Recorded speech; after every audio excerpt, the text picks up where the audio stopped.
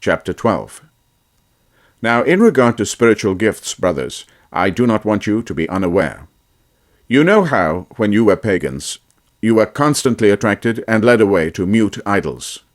Therefore, I tell you that nobody, speaking by the Spirit of God, says, Jesus be accursed.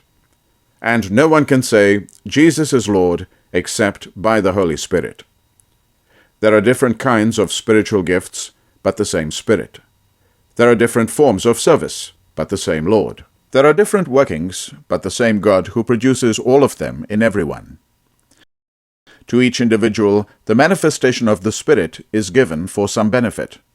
To one is given through the Spirit the expression of wisdom, to another the expression of knowledge according to the same Spirit, to another faith by the same Spirit, to another gifts of healing by the one Spirit, to another mighty deeds, to another prophecy, to another discernment of spirits, to another varieties of tongues, to another interpretation of tongues.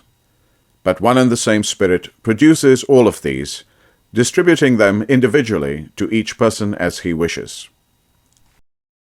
As a body is one, though it has many parts, and all the parts of the body, though many, are one body, so also Christ.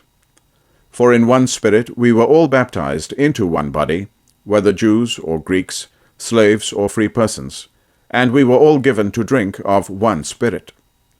Now the body is not a single part, but many. If a foot should say, because I am not a hand, I do not belong to the body, it does not, for this reason, belong any less to the body. Or if an ear should say, because I am not an eye, I do not belong to the body, it does not, for this reason, belong any less to the body.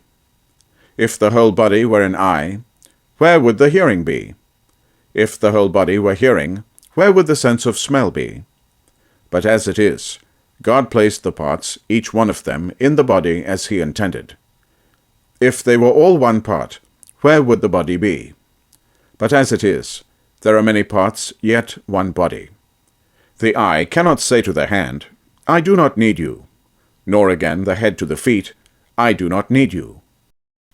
Indeed, the parts of the body that seem to be weaker are all the more necessary, and those parts of the body that we consider less honorable we surround with greater honor, and our less presentable parts are treated with greater propriety, whereas our more presentable parts do not need this.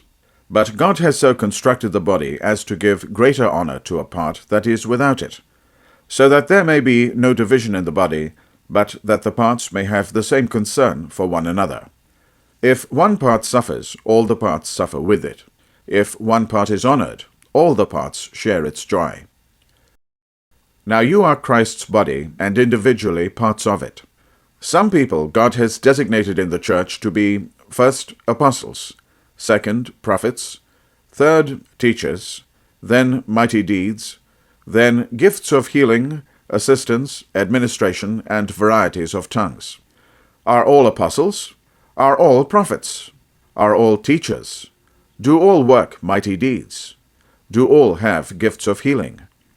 Do all speak in tongues? Do all interpret? Strive eagerly for the greatest spiritual gifts.